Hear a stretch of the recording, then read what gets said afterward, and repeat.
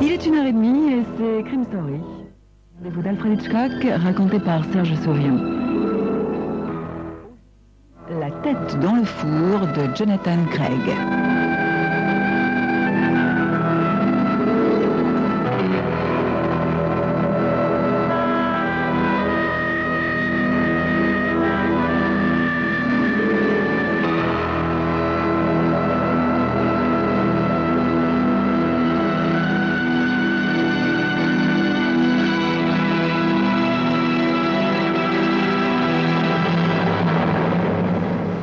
L'appartement en sous-sol ressemble à n'importe quel appartement de Greenwich Village. Je rallume mon cigare tout en détaillant la fille sur le divan. Elle est vraiment très jolie. De la cuisine me parvient la voix de Stan en grande conversation avec le légiste et les gars du labo. J'ai l'impression que ça sent le gaz, mais c'est sûrement un effet de mon imagination. Tout ça est tellement absurde, dit la fille. Un suicide n'est jamais absurde, mademoiselle, que je lui lance, admirant ses longues jambes. Jane avait tout. Ça, c'est vous qui le dites, mademoiselle. À propos, vous êtes arrivée vers 8 heures, c'est ça? Elle hoche la tête. Je sors mon calepin. Stan apparaît dans l'encadrement de la porte et me fait signe. Un instant, mademoiselle. Je reviens. Un instant. Dans la cuisine, le légiste est penché sur le corps, étendu sur 3 chaises alignées face à la cuisinière, la tête en partie dans le four. Il a ouvert son peignoir, sinon le corps est exactement tel qu'on l'a trouvé. Les gars du labo ramassent leur matériel, le photographe remet le cache de son speed graphic.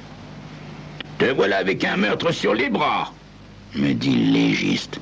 « Cette fille était morte avant qu'on ait ouvert le gaz. »« Ah bon, t'es sûr ?» dis-je en m'approchant.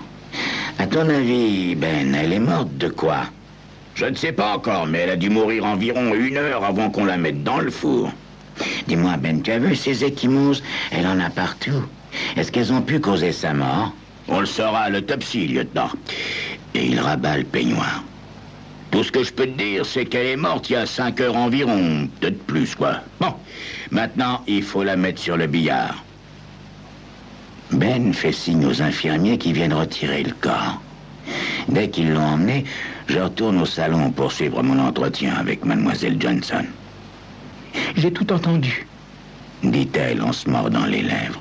« Je savais que quelque chose finirait par arriver. » Je l'observe. Sur son visage, une légère inquiétude, mais rien de plus. Qu'est-ce qui vous fait dire ça, mademoiselle Johnson, hein? Que quelque chose arriverait? Vous la saviez menacée? Pensez-vous à quelqu'un qui aurait pu l'assassiner? Elle secoue son épaisse crinière brune.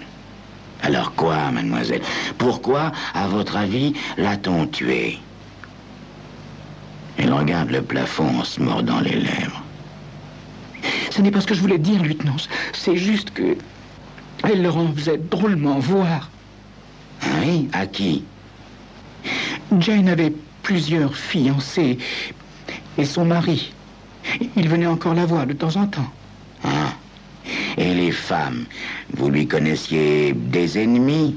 Oh, elle n'avait pas beaucoup d'amis. En fait, elle n'en avait aucune. Et vous, alors? Vous étiez bien une de ses amies? De nouveau, elle se mord les lèvres.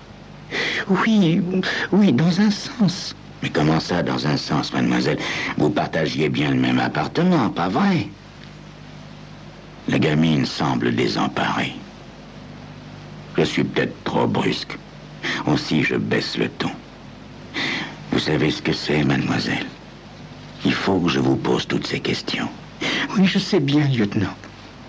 Voilà, je vais vous expliquer. Nous n'habitions plus ensemble.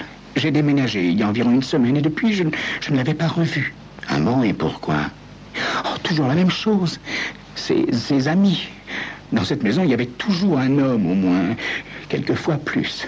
Elle donnait rendez-vous à 2 types le même soir. Alors, quand ils arrivaient, vous imaginez les histoires. Ça semblait l'exciter. Moi, je n'osais plus inviter qui que ce soit, de peur que ça fasse un drame. Ah oui. Et elle buvait... Oh oui, comme un trou. Mais comment le savez-vous? Son corps est couvert de ce qu'on appelle les coups de bouteille. Les vrais alcooliques n'arrêtent pas de tomber et de se cogner partout. Le corps de Jane Procton est plein de gros bleus. C'était une fille fantastique avant, lieutenant, et puis elle s'est mise à boire. Elle a perdu son travail et depuis, je ne pouvais plus la contrôler. Oui. Une question, mademoiselle. Pourquoi êtes-vous venue si tôt ce matin?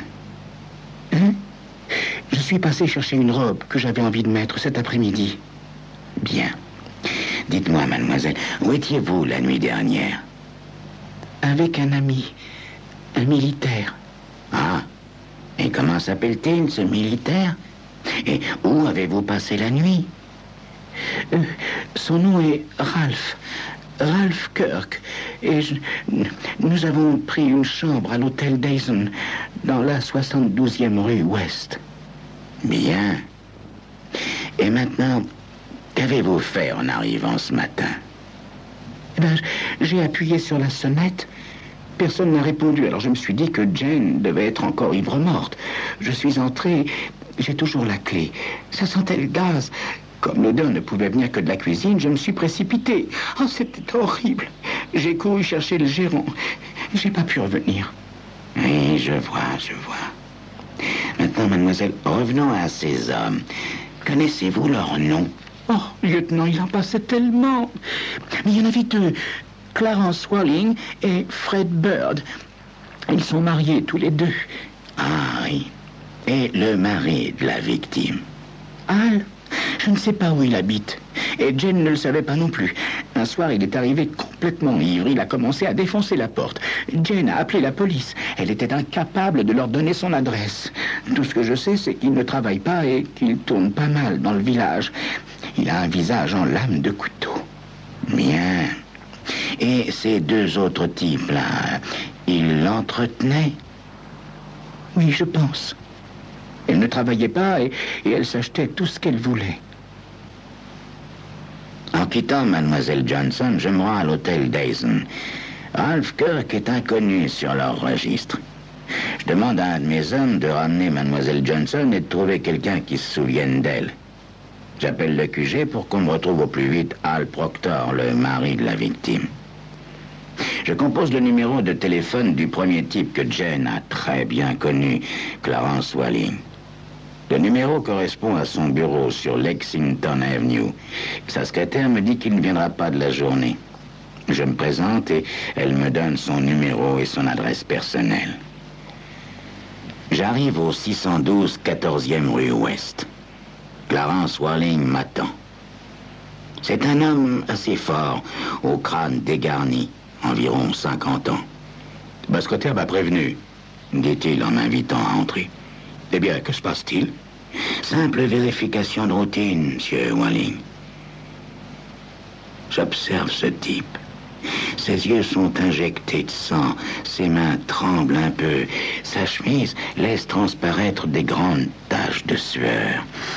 À mon avis, ou il a la trouille, ou il a une sacrée gueule de bois. Routine, dites-vous vraiment?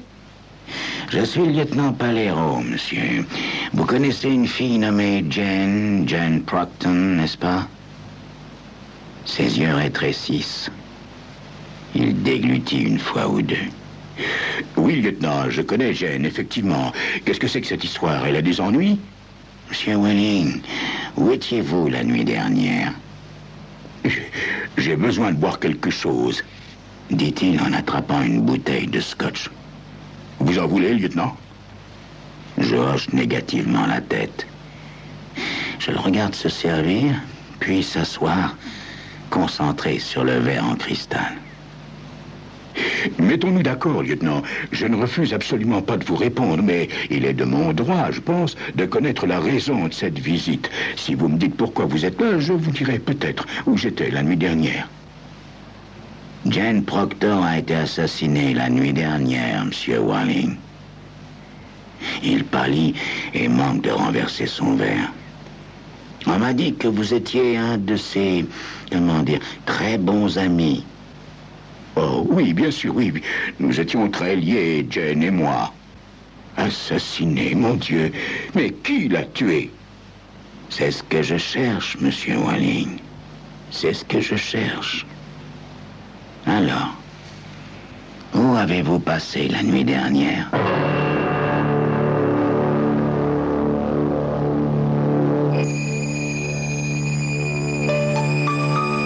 Clarence Walling a l'air troublé en apprenant la mort de Jane, n'est-ce pas? Mais l'est-il vraiment? Ça, vous le saurez dans quelques instants.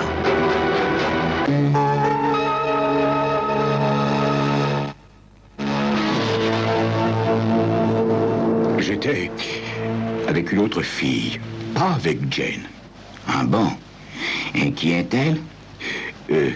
C'est ma belle-sœur, Joyce.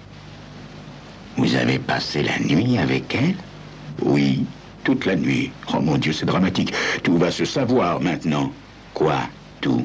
Mais je veux dire, ma femme va le savoir. Jane et puis Joyce, c'est terrible. Dites-moi, monsieur, votre belle-sœur est-elle libre? Oui, elle est veuve. Et aussi beaucoup plus jeune que ma femme, quoi. Vous la voyez comme Jane, clandestinement? C'est peu agréable à confesser, lieutenant, mais oui, c'est ça. Et votre femme? Où était-elle la nuit dernière? Eh bien, justement, elle s'est absentée pour quelques jours. Elle est partie voir sa mère à Albany. Normalement, elle rentre demain, lieutenant. Je crois sincèrement qu'on doit payer un jour ou l'autre. Je ne m'inquiète pas pour moi, voyez-vous, mais quand ma femme apprendra que je couchais avec sa propre sœur... Écoutez, monsieur Walling, je ne suis pas là pour vous attirer des ennuis. Votre vie privée ne regarde que vous. Si vous pouvez prouver où vous avez passé la nuit dernière, l'information n'ira pas plus loin. Quant au reste...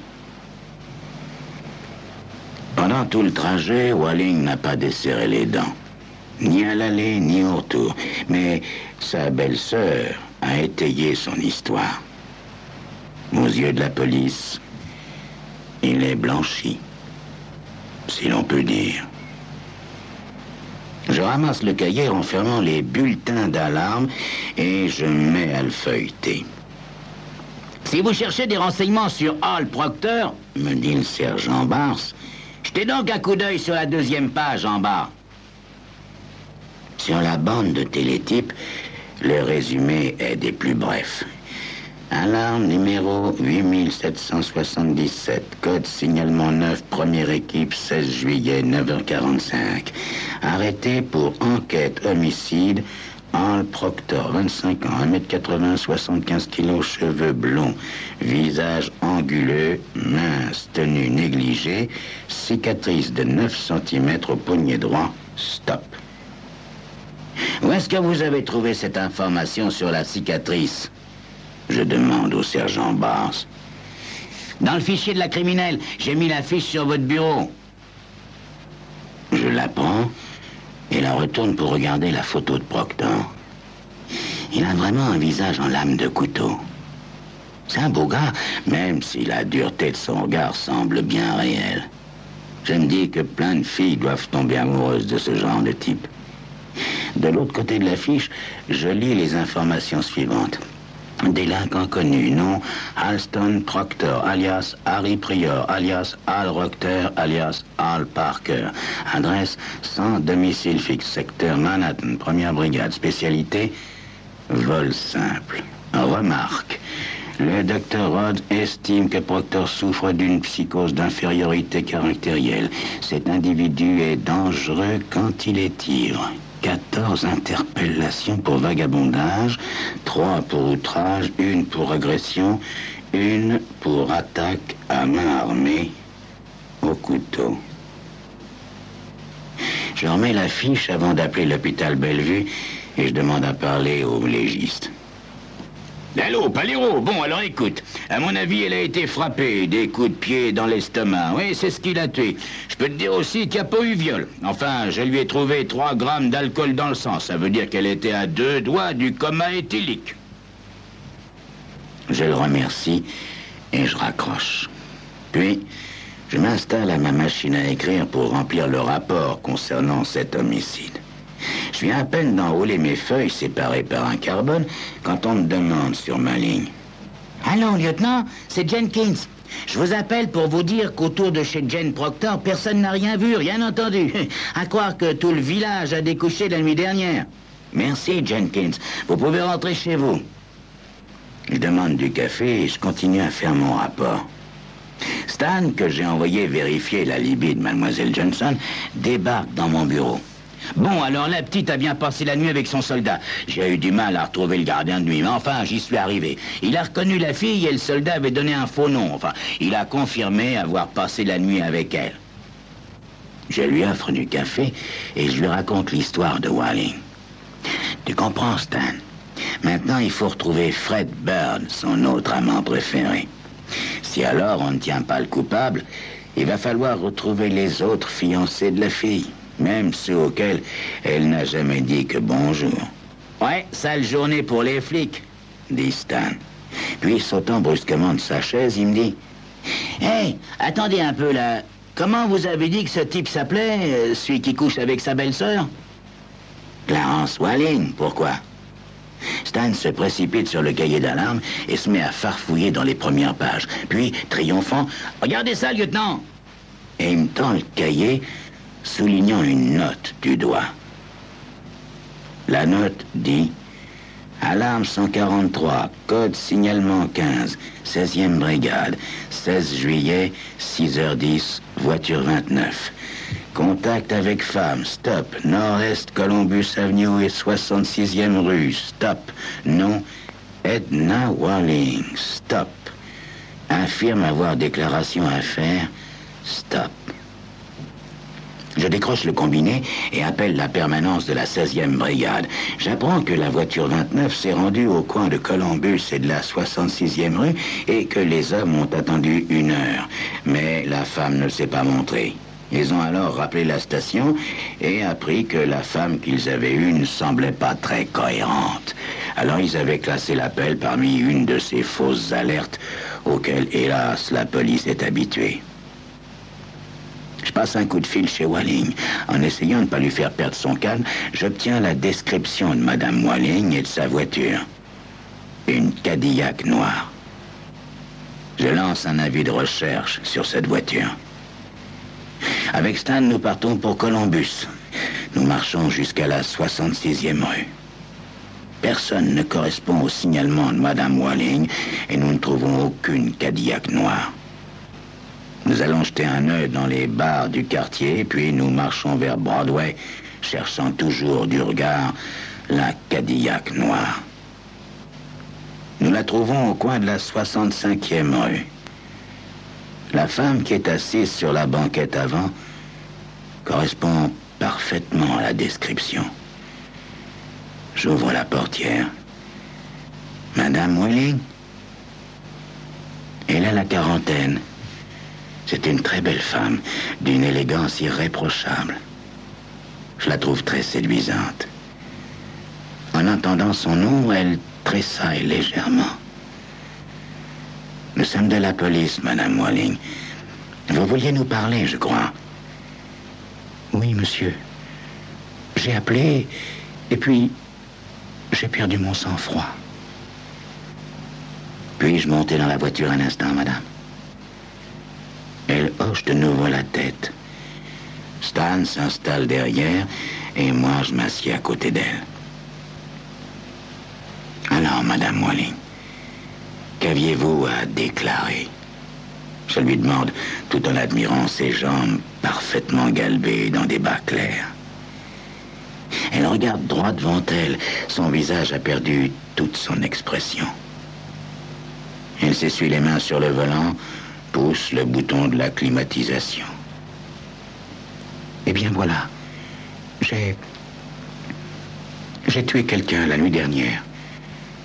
J'ai tué une jeune femme. Elle ne dit rien de plus. Puis, après plusieurs secondes, elle poursuit. Elle voulait briser mon ménage. Clarence, enfin je veux dire, mon mari, est un homme, comment dirais-je, généreux. Oui, généreux, mais faible. Il l'avait rencontré il y a plusieurs mois. Je l'ai découvert un soir où mon mari était ivre. Il était rentré complètement survolté, n'est-ce pas? Il m'avait réveillé pour me dire qu'il avait quelque chose sur la conscience qui le torturait, qu'il voulait se confesser à moi. Alors il m'a tout raconté. Il m'a dit où elle vivait et tout le reste. Quelques jours plus tard, je me suis rendu chez elle et je lui ai dit que j'étais au courant, que Clarence m'avait tout dit. Elle m'a dit, elle m'a promis, n'est-ce pas, qu'elle ne voulait plus jamais revoir Clarence. Elle me l'a dit. Et mon mari m'a promis la même chose. Qu'il ne la verrait plus jamais. Elle s'arrête, respire difficilement, frissonne nerveusement, arrête la climatisation. Une longue minute passe avant que je ne dise « Mais, Madame Walling, ils ont oublié leur promesse, n'est-ce pas ?» Oui, ils ont oublié. J'étais parti à Albany pour voir ma mère. Je pensais revenir demain, mais hier, sur la route, j'ai eu un ennui de voiture. Aussi, j'ai décidé de rentrer et de remettre mon voyage de quelques jours, le temps de réparer la panne. Je suis arrivé hier à 4 heures du matin. La maison était vide. Clarence n'était pas là. J'ai immédiatement pensé qu'il était avec cette fille. Alors je suis allé chez elle. Je me suis dit qu'elle devait être ivre pour m'ouvrir avec autant de facilité. Nous avons eu quelques mots. Enfin, je ne sais plus exactement comment ça s'est passé. C'était comme dans un mauvais rêve. Continuez, s'il vous plaît, Madame Walling. Quand j'ai vu son regard, je me suis dit qu'elle devait cacher mon mari dans sa chambre. Quand j'ai essayé d'y aller, elle m'a frappé. Et alors, nous avons commencé à nous battre. Tout à coup, elle a glissé et est tombée. Avant que je réalise ce que j'étais en train de faire, je lui avais donné un coup de pied dans le ventre. Je crois... Oui, c'est cela, dans l'estomac. Et je crois que... C'est bien de tout nous dire, Madame Walling. Oui, c'est cela, je suppose que c'est bien. Voyez-vous, je ne pouvais pas croire qu'elle était morte. Je ne pouvais pas croire que je l'avais tuée comme ça, d'un coup de pied. Quand j'ai réalisé, j'ai paniqué.